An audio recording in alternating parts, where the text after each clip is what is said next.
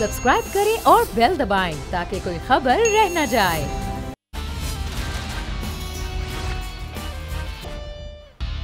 अस्सलामु अलैकुम। The special report with Mudassar Iqbal के साथ हाजिर खिदमत है। नाज़रीन, बड़ा अहम मामला एक सामने आ रहा है और वो है इस वक्त आला अफसरान के तकर्रुर व तबादले सिर्फ इस वजह से कि वो कुछ केसेस, अहम केसेस उनकी तहकीकात कर रहे हैं, तफ्तीश कर रहे हैं और इस पर अब बाकायदा तौर पर सुप्रीम कोर्ट ने अहकामात जारी कर दिए हैं।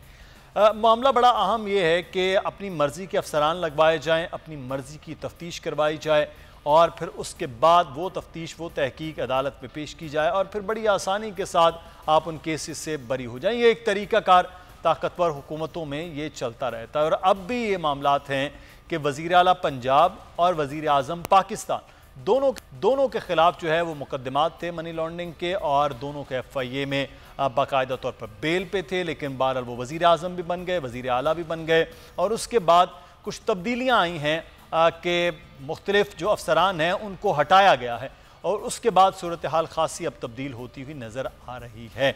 इसके क्या असरात होते हैं, ये भी एक बड़ा अहम मामला है और अब जो सुप्रीम कोर्ट ने बहरहाल हाई प्रोफाइल केसेस के हवाले से जो प्रोसिक्यूशन का मामला है उस पर फौरी तौर पर जो एक्शन लिया है उससे क्या मामलात आगे बढ़ेंगे, आज इस पर भी बात होगी।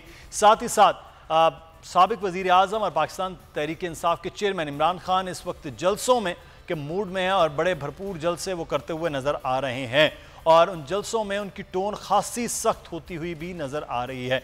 जहाँ वो सुप्रीम कोर्ट को शुक्रिया अदा कर रहे हैं, वहीं पर अब इंतखाबात के लिए मुतालिबात जो है वो अपोजिशन की जानिब से बढ़ते जा रहे हैं। लेकिन क्या हुकूमत इत्तेहादी जमातों के साथ मिलकर जल्द इंतखाबात की जानिब जाएगी या जो फिर कल से बात हो रही है कि 1.5 साल यानी कि असम्बलियों की मुद्दत मुकम्मल की जाएगी, आज इस सूरत हाल पर भी बात करेंगे। और जो मईशत की सूरत हाल है, अब तो वो इंटरबैंक में भी $200 से ज़ायद के डॉलर हो चुका है, उस पर भी बात होगी। हमारे साथ मौजूद सीनियर सहाफ़ी एंकर पर्सन तजज़ियाकार सैयद अमीर अब्बास साहब, बहुत शुक्रिया अमीर अब्बास साहब आपके वक्त का, हमें ज्वाइन किया है। बैरिस्टर वक्कास अब्रेज साहब ने, माहिर कानून है। बैरिस्टर साहब आपका भी बहुत शुक्रिया। अमीर अब्बास साहब आपसे आगाज़ करते हैं। आप बहुत ज़्यादा बात करते आए हैं, मैं जब ये आज मामला हुआ तो रिकॉल कर रहा था कुछ आपके पुराने प्रोग्राम्स और कुछ चीज़ें कुछ बातें कि वो कौमें, वो सिस्टम वो तबाह हो जाते हैं जहाँ पर ताकतवर जो है वो अपने लिए चीज़ों को मोल्ड कर देता है। आप बड़ी मिसालें भी अपने प्रोग्राम्स में देते आते हैं, फिर वो उसके पूरी चीज़ें बताते हैं।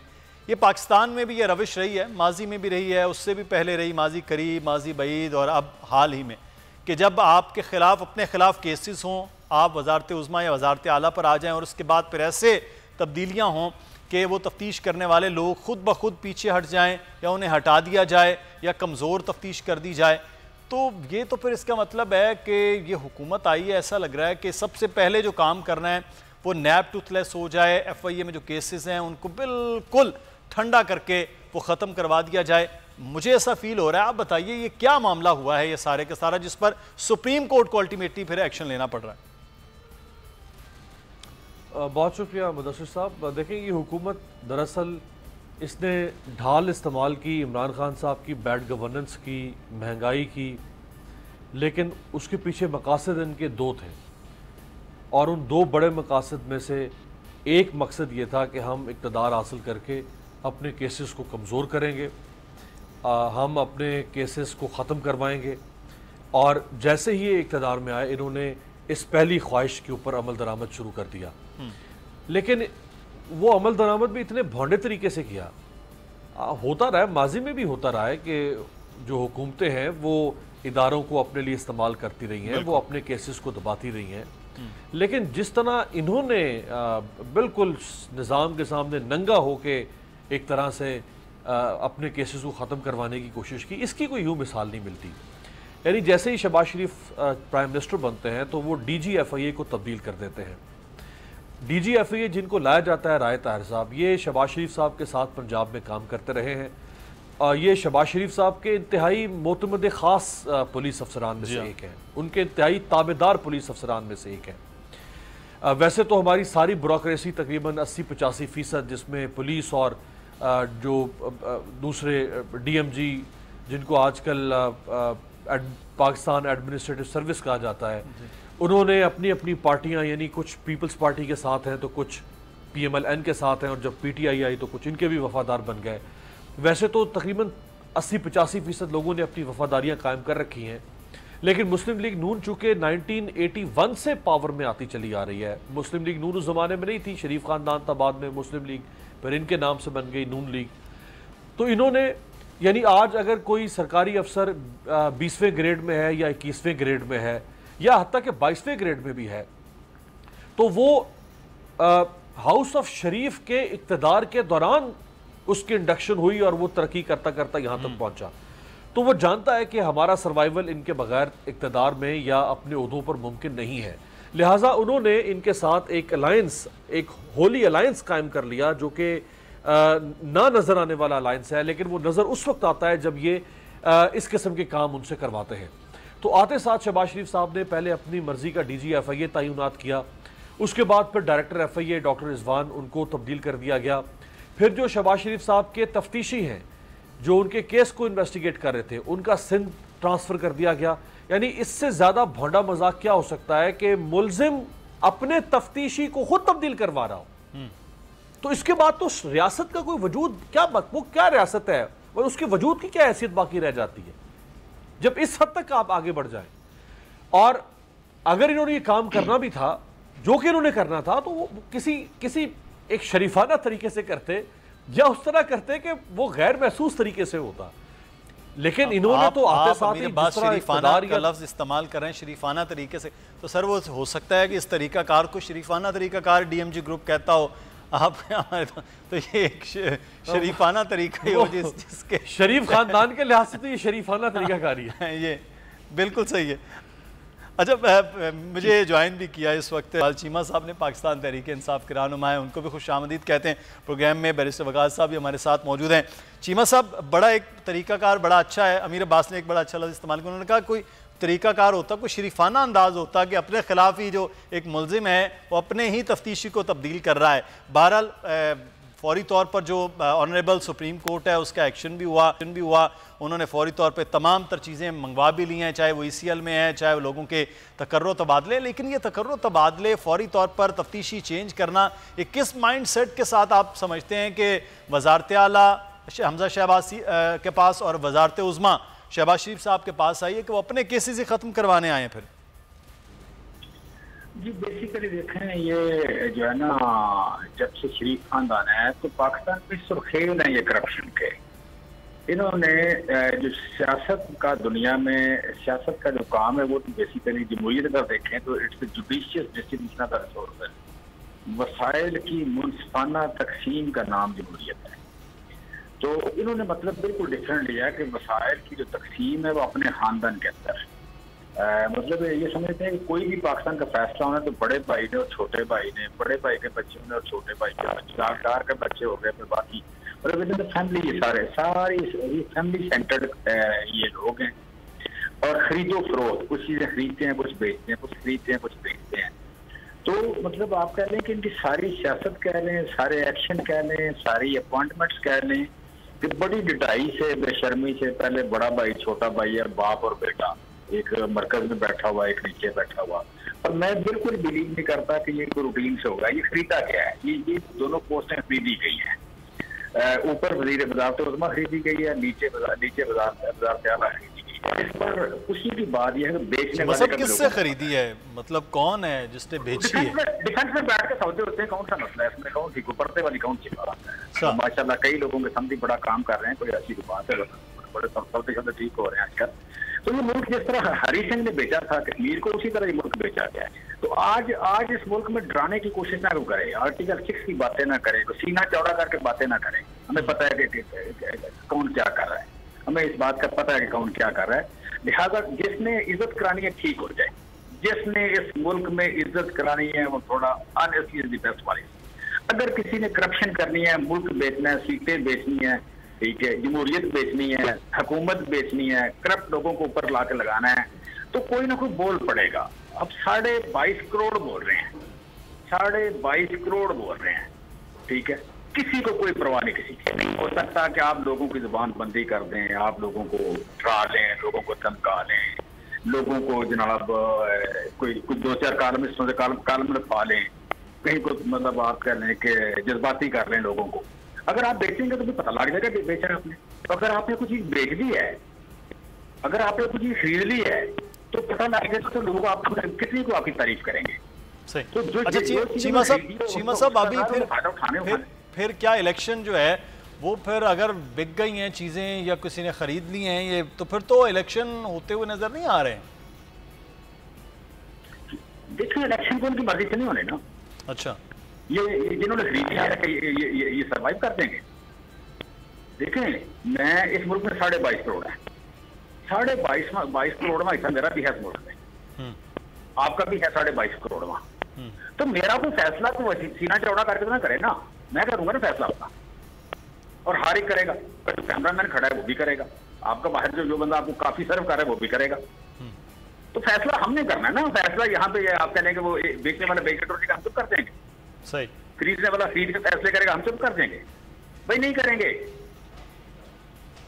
तो आप लोगों की तो सर अब आवाज आप तो चुप कर ही नहीं रहे, आप तो जलसे पे जलसा कर रहे हैं और अगले दिनों में आप वो कर रहे हैं। मैं मजीद बात करते हैं, लेकिन ये केसेस के हवाले से बैरिस्टर साहब हमारे साथ हैं, उनसे बात करते हैं। बैरिस्टर साहब, मेरे लिए बड़ी हैरानकुन थी कि चीफ जस्टिस जो है वो मौजूदा हुकूमत को लिए ये लफ्ज़ इस्तेमाल करें कि DGFI ने तफ्तीशी अफसर को कहा कि नए बनने वाले वज़ीर आला के सामने पेश नहीं होना, यानी कि चीफ जस्टिस साहब को कहना पड़ रहा है। ये तो नीचे के काम हो जाते हैं। अब ये सूरत हाल है कि सुप्रीम कोर्ट को ये मदाखलत करनी पड़ी है, ऑर्डर लेना पड़ा है कि जनाब ये क्या किया जा रहा है इस मुल्क के साथ। तो ये मुल्क के साथ मजाक हो रहा है, क्या हो रहा है? मुदस्सर, सबसे पहले मैं कहूँगा कि तुम जियो हजारों साल, तुम खींचो सबकी खाल, फिर और बनाओ माल, फिर चलो सियासी चाल, फिर हासिल करो कमाल, कानून तुम्हारी डाल, कानून तुम्हारी डाल। देखिए हमारे यहाँ पे हमारे जो पॉलिटिकल स्टंट या पॉलिटिकल टैक्टिक्स इस तरीके से इस्तेमाल किए जाते हैं कि हमारा कानून का जो लीगल कवर है वो भी ले लिया जाता है और किसी को खबर भी नहीं पड़ती। और जिस तरह गुज़िश्ता 6 हफ्ते से पूरे पाकिस्तान के अंदर अंधेरी नगरी चौपट राज ये महलूद हुकूमत ने रचाया था। I must say one thing in this context कि किसी शख्स को ये मालूम ही नहीं था, कोई भी लॉ नोइंग शख्स है, कि किस तरीके से और कैसे ECL से इतने ज्यादा लोगों के ओवरनाइट्स आपने नाम बाहर निकाली। उसका एक बाकायदा तौर पे प्रोसीजर है। आप ECL के लॉज को देखें, फिर लेटेस्ट अमेंडमेंट्स को देखें, कबीना का अप्रूवल देखें, इन तमाम प्रोसेसेस को बरूए कार लाने के बाद आप किसी शख्स का ECL से नाम निकाल सकते हैं। तो मैं ये बात जरूर आपको गोशगुजार करना चाहूंगा जो आपने स्पेसिफिकली अपने क्वेश्चन में पूछा कि आज भी जब हम डिफरेंट चैनल्स पे बात कर रहे थे, हमारे जो बड़े सीनियर लॉयर्स भी ये बात कर रहे थे कि सुप्रीम कोर्ट इसमें इंटरवीन नहीं कर सकता। मैं ये समझता हूँ कि बिल्कुल इंटरपोज कर सकता है।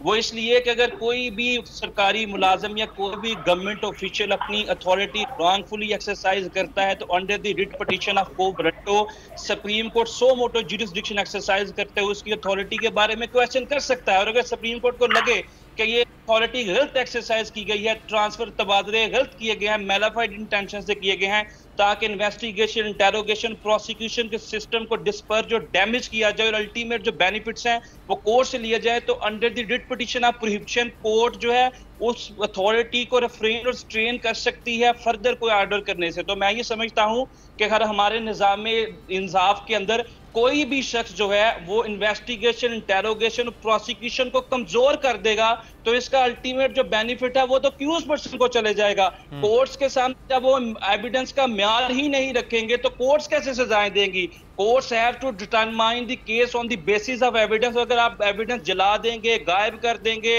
या एविडेंस का वो म्यार ही आपकी प्रोसिक्यूशन, इन्वेस्टिगेशन विंग नहीं रखेगी, अल्टीमेटली ये सारे का सारा बेनिफिट जो है वो हुकूमत के अंदर बैठे हुए लोगों को जाएगा। और ये जो परसेप्शन अमीर अब्बास साहब ने कही, जो अजम्पशन और प्रिजम्पशन पे ये सारी चीजें बेस की जा रही थी, वो हकीकत का रूप धार चुकी हैं कि ये जो महलूद हुकूमत आई थी अपने केसेस माफ करवाने आई थी। ये जो महलूद हुकूमत आई थी FIA के अंदर, नैब के अंदर जो इनके रेफरेंसेस पेंडिंग थे उसके अंदर अपनी तफ्तीश को कमजोर करके अल्टीमेट बेनिफिट लेना चाहती। तो आज का जो सुप्रीम कोर्ट का जो ऑर्डर है, I must appreciate, I must admire this order. और मैं बिल्कुल उन तमाम वकला से इख्तिलाफ राय रखता हूं जो ये कहते हैं कि मुल्क के अंदर चाहे कोई शख्स कानून से मावरा एक्ट करता है, कोई आइन से बालातर इकदाम करता है और अदालतें जो है सुम्मुन बुकमुन खामोश तमाशा ही बन के देखती रहें।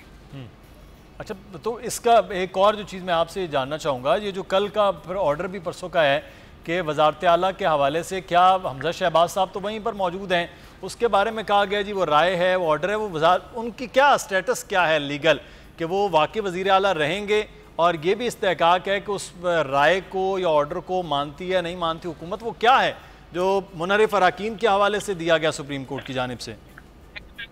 हूं कि वो जो ऑर्डर था that remains with its legal effects and leading binding effects, वो उसके जो बाइंडिंग इफेक्ट्स हैं बिल्कुल आयन का आर्टिकल 186 है, 87 है, दोनों को सामने रखें तो वो जो सुप्रीम कोर्ट की इंटरप्रिटेशन है वो पाकिस्तान के तमाम रियासती अदारों पे वो कानून का आयन का दर्जा रखती है। चूंकि पाकिस्तान की जो सुप्रीम कोर्ट है इसका काम आयन की तशरीह करना भी है, आयन को प्रोटेक्ट करना भी है, तो जो उनकी तशरीह है अल्टीमेटली वही प्रवेल करेगी। और दूसरी बात ये कि जब इलेक्शन कमीशन ऑफ पाकिस्तान के सामने भी सूबाई असम्बली से रिलेटेड जो मुनहरिफ अराकीन थे उनके केस पेंडिंग है, तो इस तमाम सूरत हाल को मद्देनजर रखते हुए जो इलेक्शन कमीशन है वो बिल्कुल इस जो गाइडिंग प्रिंसिपल्स हैं इनको सामने रख के फैसला देगी। एक चीज जो इलेक्शन कमीशन ऑफ पाकिस्तान ने जिसको डिटरमिन करना है वो ये कि क्या पार्टी की तरफ से कोई पॉलिसी लाइन या कोई डायरेक्शन दी गई थी कि आप हमजा शहबाज शरीफ को वोट नहीं करेंगे। अगर ये चीज या ये डायरेक्शन जो in writing black and white मिल जाती है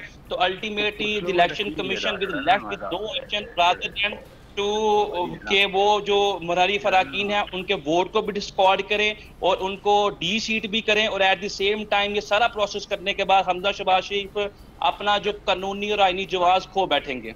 बिल्कुल सही है, ये तो अब देखना है कि फिर आगे चल के अब क्या होता है। लेकिन एक मामला अमीर अब्बास में आपसे जानना चाहूँगा, इमरान खान साहब का जो मामला है वो जो तवक्को की जा रही थी कि शायद इमरान खान साहब की गवर्नेंस, महंगाई, चीज़ें उस तरह से अवामी रद्द-ए-अमल शायद वो ना हो, लेकिन आपने कल वहाँ भी देख लिया गुजरांवाला, उससे पहले KPK के 2 शहरों में, उससे पहले फिर फैसलाबाद, बड़े भरपूर किस्म के खान साहब जलसे करते हुए नज़र आ रहे हैं। वो बयानिया सही गलत की बहस को एक दफ़ा छोड़ के हम करते हैं कि वो बयानिया इतना पावरफुल हो चुका है कि उसके मद्दे मुकाबिल हुकूमत में होने के बावजूद, 14 जमातें होने के बावजूद बयानिया नहीं बन पा रहा है उनसे। तो ये जो खान साहब का बयानिया है ये कहाँ लेकर जाएगा इस हुकूमत को? और फिर जो मेरा और सबका सवाल है कि ये वाकई कोई इलेक्शन की जानिब मोड चेंज होगा हुकूमत का और मजबूर होगी कि इलेक्शन की जानिब जाया जाए? आप अगर इजाज़त दें तो मैं पिछले इशू पर एक और कमेंट ऐड करना चाहूँगा। देखें, अभी इस वक्त जो बरतानवी वज़ीर-ए-आज़म है Boris Johnson, party get scandal में उनकी तहकीकात चल रही हैं और वो तहकीकात बरतानवी पुलिस ने की। जी हाँ, बरतानवी वज़ीर-ए-आज़म की ये जुर्रत नहीं हो सकी कि वो अपनी पुलिस के ऊपर असरअंदाज हो सके, या वो लंदन मेट्रोपॉलिटन पुलिस का चीफ तब्दील कर सके, या वो स्कॉटलैंड यार्ड पुलिस का चीफ तब्दील कर सके, या वो अपने। फिर ये भी मामला है कि सारे फैसले, सारी चीज़ें बाद में आ रही हैं, मामला पहले ही कुछ और रुख इख्तियार कर गए। जी आप कंटिन्यू कीजिएगा मेरे पास। जी, तो मैं आपको बता रहा था कि एक बरतानिया में अभी रिसेंट हमारे सामने, यानी पाकिस्तान जैसी जो फ्रेजाइल डेमोक्रेसीज हैं या थर्ड वर्ल्ड डेमोक्रेसीज हैं, उनके लिए इसमें एक बहुत बड़ा सबक छुपा हुआ है। यानी बरतानिया जैसा मुल्क, उसका वज़ीर आज़म भी अपनी पुलिस, अपने इदारों से ज़्यादा ताकतवर नहीं है, वो उनको जवाबदेह है।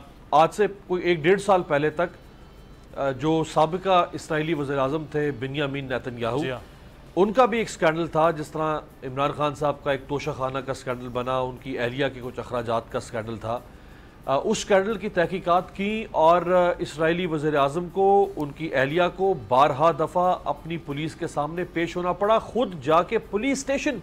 ऐसा नहीं कि पुलिस को तलब किया गया प्राइम मिनिस्टर हाउस में और वो आके मुलजिम की तफ्तीश करे, खुद उनकी एहलिया को जाके पुलिस स्टेशन में और बगैर किसी सिक्योरिटी प्रोटोकॉल के साथ। तो आप इस मुल्क को एक जोक और एक सर्कस बनाने जा रहे हैं। आप इस मुल्क को बनाना रिपब्लिक बनाने जा रहे हैं कि जो वज़ीर आज़म बन जाएगा, चीफ मिनिस्टर बन जाएगा, वो इदारों को बुलडोज कर देगा, तबाही फेर देगा इदारों की। अगर उन इदारों में उसके केसेस चल रहे हो तो ये सुप्रीम कोर्ट का सो मोटो बहुत खुशाइंद है, बल्कि इसको बहुत पहले हो जाना चाहिए था। क्यों? उसकी एक वजह यह है कि ये सिर्फ जो तबादले बज़ाहिर नजर आ रहे हैं, इनके ऊपर मत जाएं। ये वकील साहब आपके साथ बैठे हुए हैं, एक जो फाइल एक तैयार होती है किसी भी मुलजिम के खिलाफ, उस फाइल में से आप एक कागज अगर मुदस्सर निकाल के फाड़ के डस्टबिन में फेंक दें, आपका पूरा केस तबाह हो जाता है। बिल्कुल ऐसे। आप 1000 साल भी वो केस लड़ते रहें, आप वो केस कभी साबित नहीं कर पाएंगे। यही कुछ हुआ माजी में आसिफ अली जरदारी साहब के केसेस में और कुछ और लोगों के केसेस में, जब उनकी बरियत होती थी, जब सर यहाँ तो सिर्फ FIR के खाना बे के अंदर कुछ 2 लाइनें इधर से उधर कर दी जाएं तो सारा केस जो है वो बिल्कुल मुख्तलिफ नज़र वो आ रहा होता है। मैं यहाँ पर अमीर अब्बास साहब ब्रेक मुझे लेना है, आपको शुक्रिया अदा करेंगे। अब बैरिस्टर साहब भी हमारे साथ हैं, अमीर अब्बास साहब भी हमारे साथ हैं। ब्रेक लेते हैं जी, ब्रेक के बाद वापस आते हैं, मजीद बात होगी इसमें।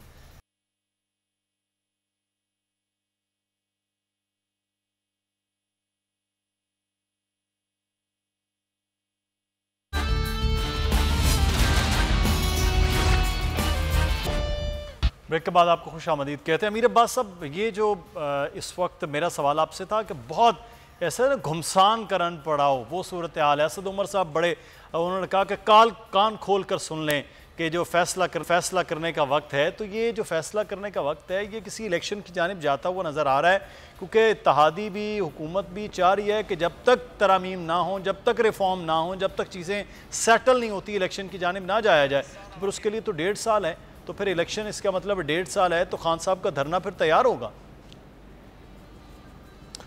देखिए, इमरान खान साहब के जो जलसे हैं उनको मीडिया के एक ख़ास हिस्से ने भरपूर कोशिश की कि उसके मोमेंटम को तोड़ा जा सके, उन जलसों को अंडरमाइन किया जा सके, लेकिन वो नहीं कर सके।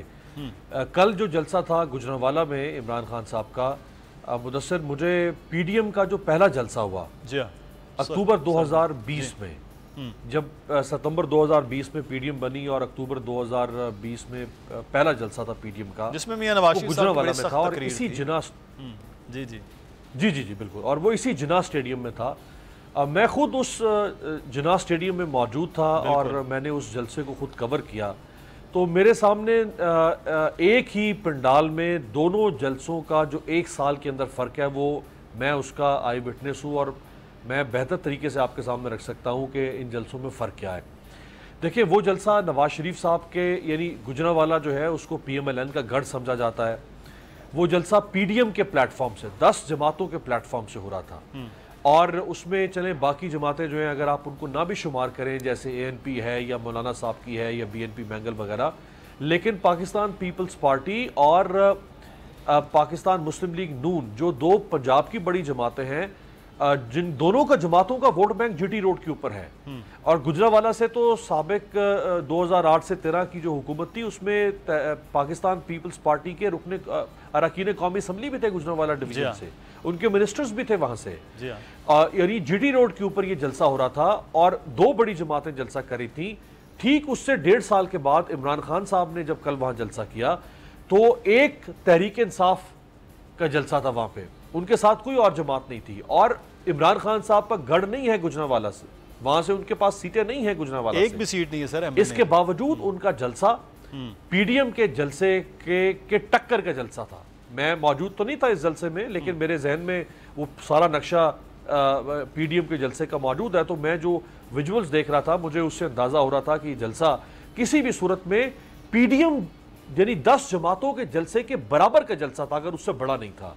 तो ये एक कामयाबी है। फिर कल ही जो लाहौर बार से खिताब किया इमरान खान साहब ने, लाहौर बार एशिया की बड़ी बार्स में से एक है, और वहाँ यानी जिस तरह खचाखच हॉल भरा हुआ था और रोस्ट्रम तक, एंट्रेंस से लेके रोस्ट्रम तक वकला थे, और इमरान खान साहब को मीडिया के कैमरों में कैप्चर भी नहीं किया जा पा रहा था। इस हद तक वहाँ पे लोग कंधे से कंधा मिला के खड़े थे। और अमूमन जो हमारी ये supreme court bar association, Pakistan bar council, इनके बारे में जो तासुर है, और वो तासुर नहीं, वो हकीकत भी है कि वो बहुत ज़्यादा गुज़श्ता कुछ अरसे से एंटी इमरान खान साहब, उनकी सोच और उनकी मूवमेंट रही है, और वो प्रो PMLN है। ये आपके साथ वकील साहब हैं, वो भी इस बात की तायद करेंगे। और ये एहसन भून साहब और सर वो तो पूरा ग्रुप आजम मजीद तारिक काउंसिल का अलग है। सही जी वो तो ये भरपूर कोशिश कर, इसके बावजूद। और मेरी इतला ये है, मैं आपको बताऊं मुदस्सिर, जो कल वकला का कन्वेंशन था, मेरी इतला ये है कि बाकायदा तौर पर उस हॉल में एंटर होने के लिए वकला के कार्ड्स चेक किए गए कि क्या ये वाकई मेंबर्स हैं या नहीं, या वैसे ऐसा तो नहीं कि काला कोट पहन के बहुत सारे आपके PTI के लोग आगे, आपके भी वहां लाहौर के बहुत सारे वकील दोस्त हैं, हमारे भी हैं, क्लास फेलोज वगैरह, तो बता रहे थे कि कल बड़ा अजीब सा मोमेंटम था, जो बड़ा चेंज था। लॉयर्स के हवाले से इस तरह से। चलो बैरिस्टर साहब, मैं इसी पे पूछ लेते हैं, ये लॉयर्स में जो अमीर अब्बास बात कर रहे हैं, एंटाई इमरान बड़ा एक एलिमेंट था कि अचानक कल मेरे लिए बड़ा हैरानकुन था। पैमान इकबाल बड़ी जगह और उसके अंदर बाहर खचा खच वो भरा होना और दोस्त इस किस्म की वीडियोस भेज रहे, तो वो थोड़ा हैरानकुन थी। क्या वजूहात आपको लग रही हैं इसमें कि बार के अंदर खासी रिफ्ट आई है एहसन बून साहब के उस अमल के जो सुप्रीम कोर्ट में किया है? देखें मुदस्सर, मैं ये समझता हूँ कि बहुत बड़ा वकला का जमे गफीर था कल लाहौर बार के अंदर। और बिल्कुल आपने दुरुस्त बात की कि इससे पहले बहुत ज़्यादा हम नहीं देखते थे कि पॉपुलैरिटी या पजीराई जो वकला में गुज़िश्ता 3.5 साल की इनकी परफॉर्मेंस को सामने रखें तो मिली है। लेकिन जो मोमेंटम इस वक्त बन चुका है, उस मोमेंटम को सामने रखें तो वकला जो है वो हमेशा ये कंसीडर किया जाता है कि इस माशरे के बहुत ज़्यादा बाशऊर लोग हैं जो बड़ी जो फहमो फरासत रखते हैं, हिकमत और दनाई रखते हैं, और उन लोगों ने इतनी ज़्यादा पजीराई दी। और बिल्कुल आपने दुरुस्त तरफ इंडिकेशन की कि कार्ड्स भी चेक किए गए, कहीं पॉलिटिकल पार्टी के ही अपने बंदे तो नहीं। बिल्कुल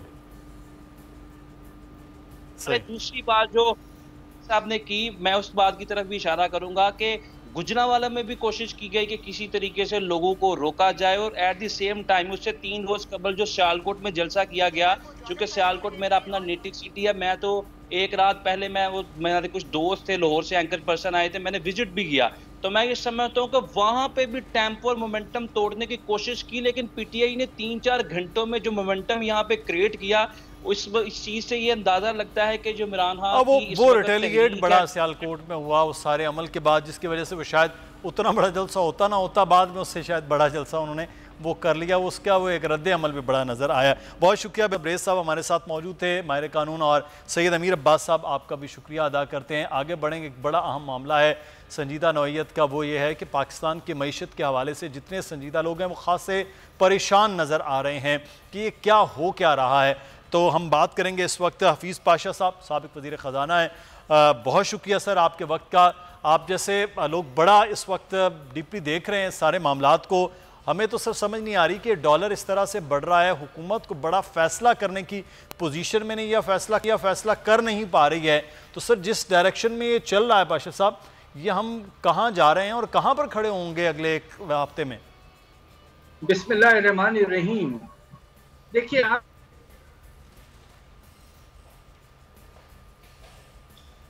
रुपए की कदर में इतनी तेजी से गिरावट हो रही है कि रोजाना 1.5 रुपए तक गिर रहा है रुपया, और आज तो 200 के नीचे चले गया।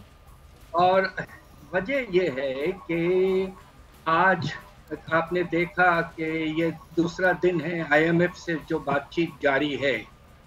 पिछले दिनों जो गैर यकीनी माहौल रहा है पाकिस्तान में कि पेट्रोलियम की कीमतों को बढ़ाए जाएंगे या नहीं, इसलिए कि IMF ने इस पे हुकूमत से कहा था कि आप ये फौरन आपको करना चाहिए कि कीमतें बढ़ाएं। हुकूमत ने नहीं बढ़ाया, और IMF से जो बात वाशिंगटन में हुई वो फिर आगे चलकर उसमें एक जिसे कहते हैं कि मसाइल पैदा हो गए। अब ये देखना है कि अगले हफ्ते ये 25 तारीख तक मीटिंग चलेगी दोहा में, क्या होगा। अगर पाकिस्तान का IMF के साथ कोई एग्रीमेंट हो जाता है और 7वां रिव्यू जो है वो मुकम्मल हो जाता है और $1 अरब के लगभग आपको मिलते हैं, तो इससे मार्केट में कॉन्फिडेंस में यकीनन इजाफा होगा।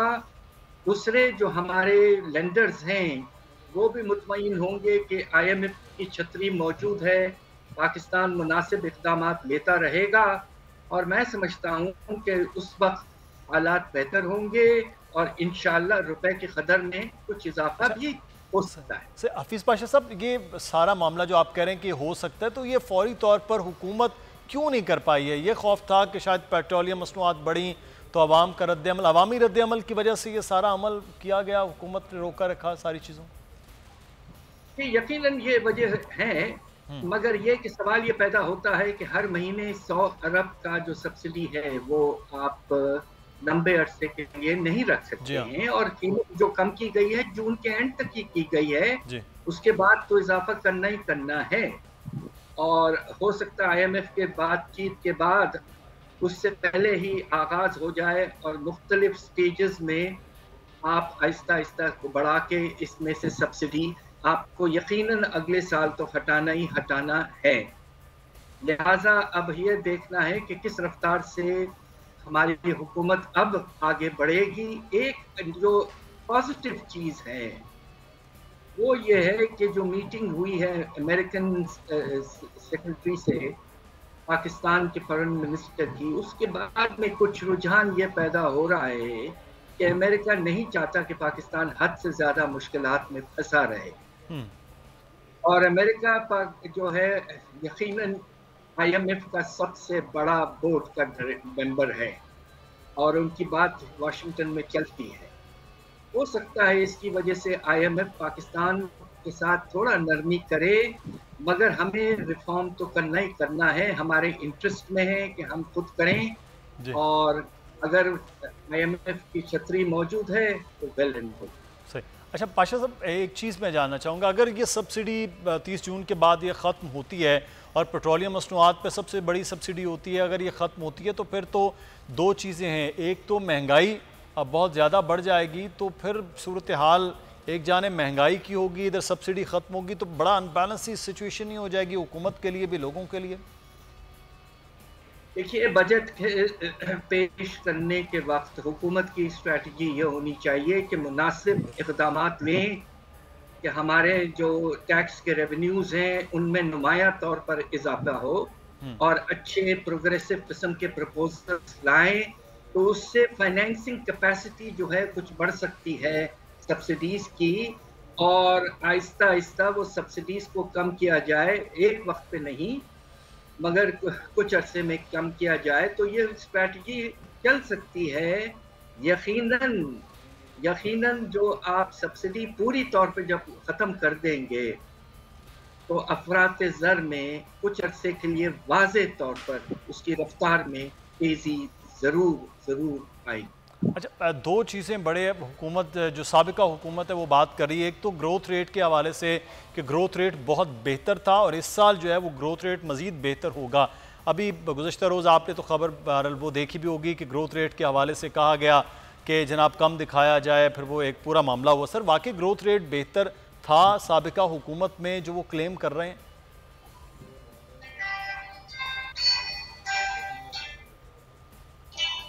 पाशा साहब देखिए, सॉरी फोन आ गया था। जी। देखिए, ये जो कह रहे हैं कि इस साल हमारे शरह नमू में तकरीबन वो 6% तक पहुंच जाए जी, ये मेरी गुजारिश ये है कि ये बड़ा चढ़ा के बताया गया है। सब ये कह रहे हैं, इंटरनेशनल इदारे, वर्ल्ड बैंक वगैरह सब, हमने भी रिसर्च जो की है, हमारा अंदाज़ा ये है कि ये 4 से मुश्किल से 4.5% तक हो सकता है। उसकी क्या वजह? एक तो ये है कि आपके यहाँ बिजली की लोड शेडिंग काफ़ी महीनों से चल रही है, आजकल तो पीक पे है। उसके नतीजे में प्रोडक्शन पे बुरा असर तो पड़ा है ज़रूर, एक तो ये हो जाए। दूसरा, आपकी रबी की फसलें जो हैं वो अच्छी नहीं हुई हैं। आप ये देखिए कि गंदम की फसल में तकरीबन 30 लाख टन की कमी आई है। तो इन हालात में ये कहना कि शरह नमू 6% तक पहुंच जाएगा, इसमें पाकिस्तान ब्यूरो ऑफ स्टैटिस्टिक्स ने कुछ अरसे से आदाद शुमार में कुछ रद्द-बदल करना शुरू कर दिया है जो नामुनासिब है, और इस पर यकीनन कोई इंक्वायरी होनी चाहिए। तब दूसरा टैक्स रेवेन्यू के हवाले से भी ये कहा गया कि जो टैक्स रेवेन्यू है वो इस साल बड़ा रिकॉर्ड वो इकट्ठा हो जाएगा, क्योंकि माजी की हुकूमत ये कह के गई कि हमने जो इकदाम किए हैं उससे टैक्स रेवेन्यू बेहतर तौर पर इकट्ठा होगा। तो पाशा साहब, क्या टैक्स रेवेन्यू भी रिकॉर्ड इस साल होगा? ये बात तो बिल्कुल मुनासिब है। हमारा अंदाजा ये कि साल खत्म होने तक ये 25 से 26% इसमें इजाफा होगा, और ये वाकई एक लिहाज से रिकॉर्ड है शरह नमू। मगर वजह क्या है? वजह ये नहीं है कि टैक्स के निज़ाम में बेहतरी आई है कोई नुमाया तौर पर। वजह सिर्फ और सिर्फ ये है कि जो इंपोर्ट का टैक्स बेस है उसमें 50% इजाफा हुआ है जी। और जब आपके इंपोर्ट्स पे आपने customs duty, sales tax, income tax वगैरह लगा लेते हैं तो ऑटोमेटिकली जब इंपोर्ट्स में इतनी तेजी से इजाफा होता है तो रेवेन्यू में भी होता है। सही। तो सर अभी जो लग्जरी आइटम्स के इंपोर्ट पर पाबंदी की हुकूमत ने बात कर दी है, कह दिया गया है, तो उससे आप समझते हैं कुछ बेहतरी होगी खासतौर पर डॉलर के हवाले से भी और मईशत में भी? अभी तक अक़दामात जो प्रपोज किए गए हैं वो प्रॉपर तरीके से अभी तक अनाउंस नहीं हुए। जी हाँ। हम इंतज़ार कर रहे हैं, हो सकता है कि IMF से बातचीत हो रही होगी इस सिलसिले और उसके बाद में अनाउंसमेंट हो सकता है। मेरी राय ये है कि आप इस वक्त कोटास अगर लगाते हैं तो उससे मुश्किलात इस लिहाज से भी पैदा होंगे कि World Trade Organization objection raise कर सकता है। सही। आपकी स्ट्रैटेजी जो है वो ये होनी चाहिए कि आप जो आपका सारा इंपोर्ट टैरिफ का निज़ाम है जो इस वक्त 3% से बढ़कर 20% तक जा सकता है, 4 स्लैब्स हैं जी। आप उन 4 स्लैब्स में जो रेट है 5 से 30% कर दें और उन आइटम्स पे करें, 3 तरह के आइटम्स पे ना करें जिसमें खाने पीने के बेसिक अशिया है, दूसरा आपके दवाइयाँ और तीसरा फ्यूल। बाकी सारे इंपोर्ट्स पर आप वही इंपोर्ट टैरिफ लगाएं जो 7-8 साल पहले हमारे यहाँ था। उस पे हम WTO से कह सकते हैं कि ये एक हमने एडजस्टमेंट की है इसलिए कि बाहर के कीमतों में बहुत इजाफा हो रहा है, हमारा खसारा बढ़ रहा है, तो वो बात शायद वो मान लें, मगर अगर आप कोटास की तरफ गए तो गड़बड़ हो सकती है। ठीक, तो ये बड़ा एक अहम इकदामात हैं जो आप फरमा भी रहे हैं। बहुत शुक्रिया। हफीज़ हमारे साथ मौजूद है। अब देखना ये कि हुकूमत ये इकदामात फौरी तौर पर लेती है। IMF के साथ जो मुज़ाकरात मामलात हैं और वहाँ से आने वाले 1 अरब डॉलर वो आते हैं तो पाकिस्तान की मईशत की सूरत हाल बेहतर हो, वरना 1 महीने से लग रहा है कि शायद हुकूमत कोई डिसीजन ही नहीं कर पा रही है, इसीलिए हाथ से चीज़ें निकलती हुई भी नज़र आ रही हैं। हफीज़ पाशा साहब हमारे साथ मौजूद थे। आगे बढ़ेंगे। एक और बड़ा अहम मामला है, हीट वेव जो है वो बहुत ज़्यादा हो रही है। मौसम बड़ी तेज़ी के साथ मई में तब्दील हुआ है, बल्कि मई के आगाज़ में ही आखिर 28-29 अप्रैल से ही तब्दीली नज़र आ रही थी। DG बट हमारे साथ मौजूद हैं सिंध से सरदार सरफराज साहब। सरदार साहब बहुत शुक्रिया सर आपके वक्त का। सरदार साहब ये जो मामला है कि इस वक्त बड़ा हीट वेव का ये कोई बस अब समझा जाए कि मई जून आगे इसी तरह से ये जारी और सारी रहेगा? जी बहुत शुक्रिया। देखिए मई और जून तो वैसे ही गर्म तरीन महीने होते हैं पाकिस्तान में और हीट वेव का इम्कान कभी भी रहता है, लेकिन इस दफ़ा अर्ली आई है थोड़ी सी। ये समर सीजन आपको पता है कि मार्च में ही शुरू हो गया था, मार्च भी गर्म गुजरा, अप्रैल भी गर्म और फिर मई के अमूमन इतनी गर्मी मई के आखिरी हफ्ते में जाके पड़ती होती थी पाकिस्तान में और सिंध में और बाकी जगहों पर भी, तो वो पहले आई, यानी 7-8 मई से शुरू हो गया था ये। तो इसमें अभी कुछ कमी आएगी 2-3 शुमाली पाकिस्तान में, यानी लाहौर, फैसलाबाद और ऊपर इस्लामाबाद उन एरियाज में, KP के बेशतर इलाकों में, गिलगित बल्तिस्तान और कश्मीर वगैरह साइड पे बारिशें होंगी अगले 2-3 दिन ऑन एंड ऑफ, और आंधी वांधी भी चलेगी तो कमी आ जाएगी हीट वेव में। सिंध में अलबत्ता 23 तारीख तक, 22 या 23 तक ये रहेगा इसी तरह गर्म मौसम। तो यहाँ पर कोई बारिशों का इम्कान नहीं है इसमें मई में? सिंध के अंदर ख़ास तौर पर कराची में तो खैर बारिशें वैसे ही बड़ी एक तोहफ़ा होती हैं, जब आ जाएं तो आए, अदरवाइज नहीं। सिंध के बाकी अजला की सूरत हाल भी ऐसी रहेगी? जी फिलहाल तो ऐसे ही देख रहा है, कोई इधर साउथ में कोई ख़ास बारिश नहीं है, सिंध उस पूरे में और बलूचिस्तान में भी, जो मतलब जनूबी पाकिस्तान में कोई इतनी बारिश नहीं है। अलबत्ता ये जो स्पेल है ये 23 या 24 मई तक, ये असल में वेस्टर्ली वेव जो है वो ऊपर हमारे नॉर्दर्न एरियाज को इफेक्ट करेगी, तो हाँ होगी बारिश, यहाँ पे कोई इम्कान नहीं है फिलहाल। अच्छा सरदार साहब, सिंध में अभी पिछले दिनों आपकी की रिपोर्ट थी कि बहुत ज़्यादा 2-3 दिन ये गर्मी रहेगी, फिर कराची भी उसमें दर्जा हरारत जो है वो 42-43 तक फिर पहुंच जाता है, तो क्या समंदरी हवाएं चलें, वो जो एक दर्जा हरारत अमूमन रहता है 36-7 मई में, वो रहेगा क्या? कराची के टेम्परेचर कैसा रहेगा ये सर जो बाकी दिन रह गए हैं मई में? देखिए ज्यादातर तो इम्कान यही है कि अब मई के जो बकिया दिन है उसमें कराची का मौसम बेहतर रहेगा, उतना गर्म नहीं होगा, सवाए 2 दिन ऐसे हैं। एक फिलहाल की असेसमेंट ये लग रही है कि 23 और 24 मई को हो सकता है टेम्परेचर दोबारा 38-39 तक चला जाए। आजकल तो आपने देखा पिछले 2 दिन से तो 35-36 की रेंज में रह रहा है, सी ब्रीज अच्छी चल रही है और इतना ज्यादा ऊपर नहीं गया। उससे पहले 2-3 दिन चला गया था 41-42। तो अब बकिया दिन जो मई के हैं होपफुली ये अच्छे गुजरेंगे, उसमें इतनी कुछ ज्यादा सवाए उन 2 दिनों के 23 और 24 के, बाकी जो दिन है उसमें अच्छा मौसम है, यानी सी ब्रीज चलती रहेगी और यही 35-36 ज्यादा 37 इस रेंज तक रहेगा। अलबत्ता वही सेंट्रल और अपर सिंध है जो वहाँ 23-24 तो कराची वालों के लिए तो एक अच्छी खबर दे रहे हैं सरदार सरफराज साहब के 35, 36, 37 तक टेम्परेचर मैक्सिमम रहेगा, लेकिन अंदरून सिंध के जो अजला हैं, बलूचिस्तान के कुछ अजला जहाँ पर गर्म मौसम जो है वो बरकरार रहेगा, किसी किस्म की कोई बारिश का इम्कान फिलहाल मई में नज़र नहीं आ रहा है। बहुत शुक्रिया सरदार सरफराज साहब हमारे साथ, और आज के प्रोग्राम से मुदस्सर इकबाल को इजाज़त दीजिए। अपना ख्याल रखिएगा, अल्लाह हाफ़िज़।